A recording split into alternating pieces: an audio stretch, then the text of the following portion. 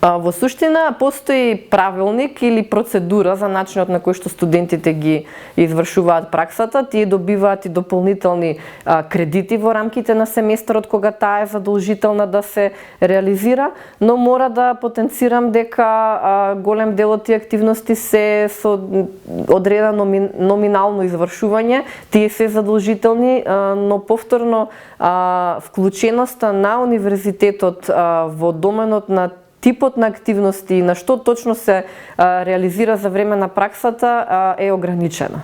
Во суштина, принципот на реализација на праксата доаѓа како да речем транслаторен. Во процесот се вклучени три страни, тоа е универзитетот од едната страна, студентот кој што треба да ја реализира и институцијата, независно дали е тоа приватна или некоја друга организација, профитна или непрофитна. И во случајов универзитетот добива фидбек во форма на евалуација на процесот, но тоа произлегува од односот помеѓу институцијата и студентот. Директна контрола и увид во специфичниот сет на активности кои што ги извршува, сепак од страна на универзитетот не постои.